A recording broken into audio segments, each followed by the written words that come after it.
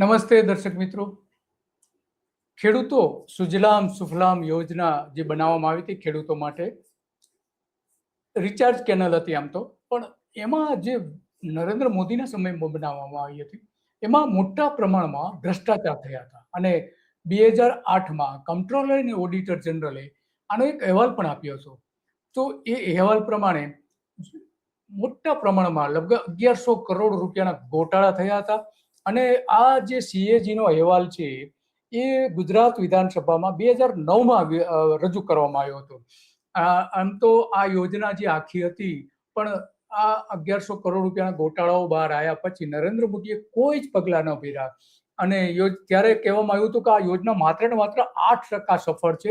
કરોડો રૂપિયાનું આંધણ કરી નાખવામાં આવ્યું હતું અને 5000 કરોડ રૂપિયા ઓછામાં ઓછા આની પાછળ ખર્ચ થયો હોવાનું માનવામાં આવે છે. જોકે આમાં જે કંઈ બાબતો સામે આવી હતી એ ગંભીર કરે છે કે આ યોજનાઓ બનાવે છે, પણ વાસ્તવમાં યોજનાઓની પરિસ્થિતિ કેવી હોય છે એ સમજવા જેવી છે. આ યોજના આપણે જોઈ શકીએ છીએ નકશામાં સ્પષ્ટપણે, અને એટલા માટે કે આ ગુજરાત જળ સંસાધન વિકાસ નિગમ સરકારની જે કંપની છે એના દ્વારા સુજલામ સુફલામ યોજના બનાવવામાં આવી હતી. કેનાલના જે વધારાનો ખર્ચ જે છે 911 કરોડ રૂપિયા થયું હોવા છતાં પણ કેનાલ ત્યારે એ સમયે અધૂરી હતી. લોકોની ભાગીદારી ન રાખવાના કારણે 55 કરોડ રૂપિયાનું નુકસાન થયું હતું. ખોટા ભાવ આપી દેવાના કારણે 21 કરોડ રૂપિયા બીજું નુકસાન થયું હતું. 102 ટેન્ડર આપવામાં આવ્યા હતા 396 કરોડના, તો એ પણ કોઈ પણ જાતના ભાવ વગર આપી દેવામાં આવ્યા હતા. ગ્રાન્ટ ખોટી રીતે વાપરવામાં આવી હતી, એવી 2.42 કરોડ રૂપિયાનો ખર્ચ હતો અને પગાર જે વધારાનો પગાર ચૂકવવામાં આવ્યો હતો, પગારની ગ્રાન્ટ ખોટી રીતે જે વાપરવામાં આવી હતી લગભગ 40 કરોડ રૂપિયા જેવી હતી. ભાવ ફેરના લગભગ 5 થી 6 કરોડ રૂપિયા આ રીતે ચૂકવાયા હતા.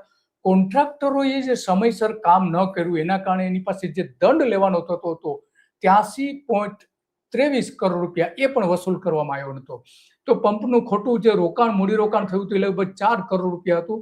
આ બધાની વચ્ચે જે સીએજીએ રિપોર્ટ આપ્યો હતો એ રિપોર્ટ અત્યંત ગંભીર હતો અને એ રિપોર્ટના કેટલાક પાનાઓ પણ આપણે જોઈએ કે કઈ રીતે એમાં પાનાઓ રજૂ કરવામાં આવ્યા હતા. સરકારે એનો સુજવાબ આપ્યો તો એ પણ રજૂ કરવા, એ પણ આપણે જોઈશું કે નીતિન પટેલ કહ્યું હતું કે આ તો વહીવટી બાબતો છે એટલે એમાં ખોટી રીતે સીએજીએ આપ્યો તો. ઇન્ડિયન એક્સપ્રેસમાં પણ આ રિપોર્ટ જોઈ શકીએ છીએ, ઇન્ડિયન એક્સપ્રેસનો રિપોર્ટ. અને આ સીએજીએ જે વાંધા ઉઠાવ્યા હતા એ વાંધાઓ પણ જોઈ શકાય છે આપણે સ્પષ્ટપણે.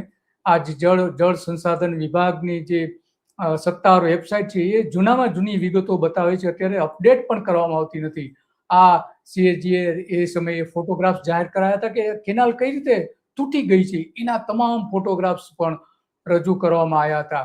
અને એટલા માટે આપણા માટે સૌથી ગંભીર ચિંતાનો વિષય છે કે આજે ખેડૂતો પણ આંદોલનો કરી રહ્યા છે આની સામે, આ યોજનાની સામે.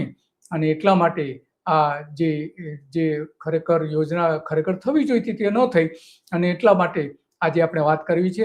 અને મુખ્ય વાંધાઓ જે હતા એમાં ખાસ કરીને 1123 કરોડ રૂપિયાની અનિયમિતતાઓ સીએજીએ રજૂ કરી હતી. ટેન્ડરની પ્રક્રિયા જે કરવામાં આવી હતી એમાં કોન્ટ્રાક્ટ 102 જેટલા કોન્ટ્રાક્ટરોને લગભગ 196 કરોડ, એટલે સમજો ને કે 400 કરોડ રૂપિયાનું ખુલ્લા ટેન્ડર વગર કામો આપી દેવામાં આવ્યા હતા. તો એ ટેન્ડરોમાં પણ ગોલમાલ કરવામાં આવી હતી. કેનાલનું કામ સારી રીતે નથી થયું, એ પણ વહીવટી મંજૂરીઓ આપવામાં પણ ઉતાવળ કરવામાં આવી હતી. ઘણી બધી તકનીકી તપાસ કરવી જોઈએ, તપાસ પણ કરવામાં નથી આવી. આ બધી જ બાબતો હતી અને એટલા માટે આ 100 કરોડ રૂપિયા 1100 કરોડ રૂપિયાના ગોટાળાઓ જે છે એ બહાર આવ્યા હતા. મોદી સાહેબને આપણે સાંભળીએ કે વાસ્તવમાં કઈ રીતે એમને એ સમયે શું જાહેરાત કરી હતી અને સત્તાવાળી ડોક્યુમેન્ટરી પણ બનાવી હતી એમણે. તો મોદી સાહેબને આપણે સાંભળીએ, એમાં એકદમ ચિત્ર સ્પષ્ટ થઈ જશે. સુજલામ સુફલામ, પૂરતું પાણી જીવનની સરવાણી.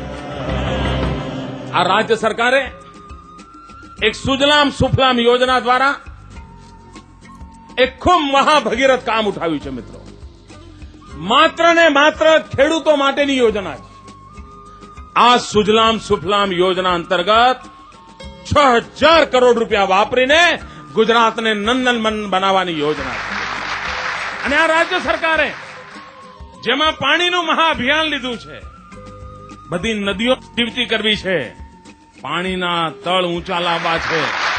સુજલામ સુફલામ યોજના, જેમાં નદીઓનું આંતર જોડાણ, વહી જતા પૂરના પાણીનો અસરકારક ઉપયોગ, ખેત તલાવડીઓ, ચેક ડેમ્સ, ક્ષાર પ્રવેશ. આ કેનાલમાં 600 થી પણ વધારે વિવિધ પ્રકારના સ્ટ્રક્ચર્સ બાંધવામાં આવ્યા છે, જેમાં નદીઓની ઉપરના એક્વાડક્ટ,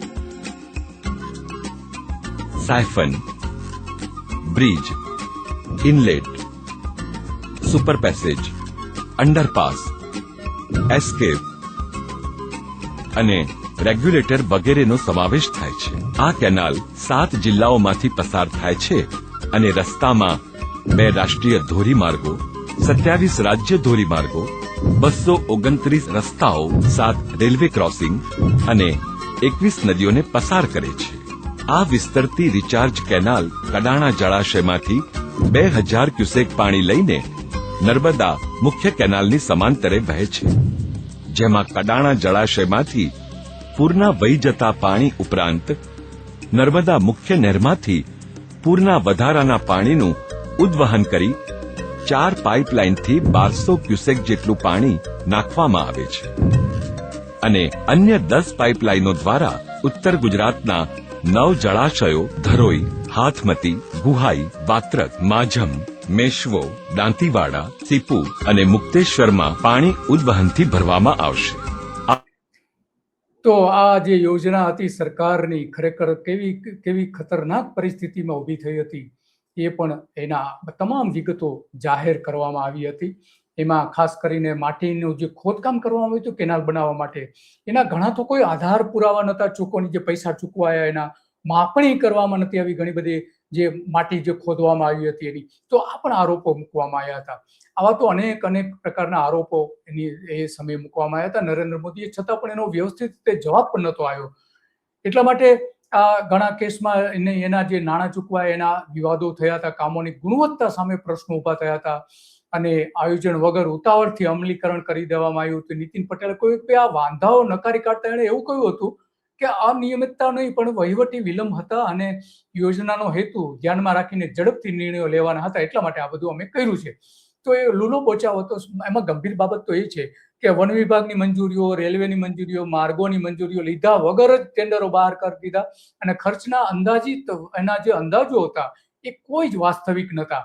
અને એટલા માટે કેનાલનો જે ખર્ચ છે એ મૂળ અંદાજ હતો લગભગ 458 કરોડ રૂપિયા, એ વધીને 911 કરોડ રૂપિયા, એટલે કે લગભગ 2 ગણો ખર્ચ એના નહેર બનાવવા માટેનો થઈ ગયો હતો. પીવાના પાણીના પ્રશ્નો ત્યારે પણ 2008માં ઉઠાવવામાં આવ્યા હતા કે 4900 ગામોને પીવાનું પાણી આપવાનું હતું અને 34 શહેરોને પીવાનું પાણી આપવાનું હતું, પરંતુ એ સમયે માત્ર ને માત્ર 2524 ગામ અને માત્ર 19 શહેરોને પાણી આપવામાં આવતું, એટલે લગભગ અડધું પાણી માંડ પહોંચી શક્યું હતું. અને આ બધા એમાં ખોટા રેટ જે નક્કી કર્યા હતા ટેન્ડરના, એના કારણે 21 કરોડ રૂપિયાનું નુકસાન થયું હતું. ટેન્ડરોમાં ગંભીર ગેરરીતિઓ જણાવી હતી. એક જ કોન્ટ્રાક્ટરને એક જ કોન્ટ્રાક્ટ આપવાનો નક્કી કર્યું હતું, પરંતુ 16 કોન્ટ્રાક્ટ એવા હતા કે જેમને 102 કોન્ટ્રાક્ટ આપી દેવામાં આવ્યા હતા 16 કોન્ટ્રાક્ટરોને, અને લગભગ 400 કરોડ રૂપિયાનું કામ હતું.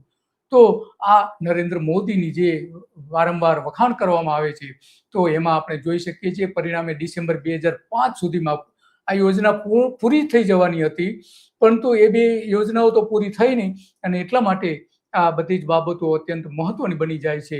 સરકાર, ખેડૂતો એમાં ખેતી કરીને ઉત્પાદન મેળવવાના, પણ ઉત્પાદન પણ એટલા મોટા પ્રમાણમાં મેળવી શક્યા નહોતા. બીજા કામોનો ખોટા જે ખર્ચા ને પગાર ને બધા ઘણા બધા આપણે જોઈ લીધું કે એ પ્રમાણે. તો આ બધી જ બાબતની વચ્ચે ગંભીર બાબત તો એ જોઈતા હતા એ પગલા ભર્યા નહોતા, અને આ જે યોજના છે એ યોજના એ સમયે નિષ્ફળ બતાવવામાં આવતી હતી. આજે પણ ખેડૂતો એની સામે આંદોલન, આ કેટલી માટી એમાંથી કાઢવામાં આવી હતી, કેટલી પાઇપલાઇનો નાખવામાં આવી હતી, એની વિગતો પણ આપણે જોઈ રહ્યા છીએ કે આટલી મોટી યોજના હતી. આ જે નહેર કઈ રીતે ખોદવામાં આવ્યું, કોન્ક્રીટ કામ 10 લાખ ઘન મીટર સિમેન્ટ એમાં વાપરવામાં આવ્યું હતું, 55 લાખ જેટલી થેલી સિમેન્ટ વાપરવામાં આવી હતી, અને સ્ટીલ 4000 ટન વાપરવામાં, 80,000 88,000 ચેક ડેમ ભરાવાના હતા, 25,000 તળાવો ભરાવાના હતા, 35,000 બોરી બંધ એનાથી ભરી ભરવાના હતા, અને આ બધું જ ખેત તલાવડીઓ ખેડીને આ બધા કામ કરવામાં હતા. પરંતુ વાસ્તવમાં કેટલા કામ થયા એ સવાલ આજે આવીને ઉભો રહે છે. અને એટલા માટે આપણે વાત કરીએ, આજે ખેડૂતો એને માટે આંદોલનો કરી રહ્યા છે અને નહેરોની અંદર આ રીતે રેલીઓ કાઢી રહ્યા છે, નહેરોની અંદર રેલી કાઢી રહ્યા છે. તો આ યોજના ત્યારે પણ સફળ નથી, આજે પણ પાણી આપવામાં આવતું નથી, અને એટલા માટે ખેડૂતો આપણે આ નહેરની અંદર આ રીતે રેલી કાઢીને સૂત્રોચ્ચારો કરી રહ્યા છે. તો આ ગંભીર બાબત તો છે જ, એમાં તો કોઈ સવાલ નથી. અને બીજી બાજુ સરકાર એવું કહે છે કે અમે નર્મદા યોજનાને કઈ રીતે સફળ બનાવી, એ પણ દાવાઓ અનેક પ્રકારના કરવામાં આવે છે. તો આ નર્મદા યોજનામાંથી જે પાણી લાવવાનું હતું, બીજા બધા ડેમોમાંથી પાણી લાવવામાં હતું તો નથી, ઉપરાંત જે નર્મદાની નહેર આ વિસ્તારોમાં બની છે એ નહેરો પણ અનેક સ્થળોએ લગભગ 500 જેટલા એમાં ગાબડાઓ પડી ચૂક્યા છે. ઉત્તર ગુજરાતની જ વાત માત્ર છે. અને આ ગાબડા પડવાના કારણે ત્યારે સરકારે એવો જવાબ આપ્યો હતો વિધાનસભામાં કે આ ઉંદરોના કારણે ગાબડાઓ પડે છે. તો માત્ર સુજલામ સુફલામ યોજના પૂરતી જ નહીં, પણ નર્મદાની નહેરમાં પણ આવા અનેક પારાવાર ગોટાળાઓ થયા હોવાનું સરકારે વિધાનસભામાં કબૂલ્યું હતું. તો આ બધી જ બાબતોની વચ્ચે ખેડૂતો પોતે પણ એનો વિરોધ કરે છે, બેઠકો બોલાવી રહ્યા છે અત્યારે ખેડૂતો, અને એના વાંધાઓ રજૂ કરી રહ્યા છે કે ભાઈ અમને પાણી કેમ નથી આપવામાં આવતું. આ ખેડૂતોની બેઠક પણ આપણે જોઈ શકીએ છીએ. અલગ અલગ પ્રકારે ખેડૂતો ત્યાં વિરોધ કરે છે. અમરાભાઈ ચૌધરીની આગેવાનીમાં બધા ખેડૂતો વિરોધ કરે છે. અને આ માટે ભૂપેન્દ્ર પટેલે પણ કેટલીક વાત કરી, તે પણ જોઈએ. પાટણ જિલ્લો વર્ષોથી પાણીની તંગી અનુભવતા પ્રદેશ તરીકે ઓળખાતો ઉત્તર ગુજરાતની ધરતીના પનોતા પુત્ર આદરણીય નરેન્દ્રભાઈએ આ વર્ષો જૂની સમસ્યાનું નિવારણ સુજલામ સુફલામ યોજનાથી. મોદી સાહેબ પહેલી વાર વડાપ્રધાન પદે આવ્યા અને તેમણે પહેલું કામ નર્મદા ડેમના દરવાજા મૂકવાની મંજૂરી આપવાનું કર્યું હતું. જે કામ 40 વર્ષ સુધી રોકાઈ રહ્યું. પણ નર્મદા યોજનાનો ફાયદો શું થયો? સુજલામ સુફલામ જે યોજના બની એમાં 1100 કરોડના ગોટાળાઓ જો આ રીતે બહાર આવતા હોય તો ખરેખર બહુ ગંભીર બાબત છે. અને એટલા માટે આ બાબતે સરકારે વિચારણા કરવી જોઈએ. કાલચક્રમાં આજે સવારમાં બસ આજે આટલું જ કે મોદી સાહેબે યોજના બનાવી, પણ એમાં કેટલા મોટા ગોટાળાઓ થયા હતા, સત્તાવાર રીતે એ બધી જ વિગતો જાહેર કરવામાં આવી હતી. અને એટલા માટે આપણે જાણીએ છીએ કે આ યોજના આજે પણ ખેડૂતો વિરોધ કરી રહ્યા છે. બસ આજે આટલું. અને આવા જ મુદ્દાઓ પર આપણે વાત કરતા રહીશું અને સાચી વિગતો આપણે બતાવતા રહીશું. નમસ્તે.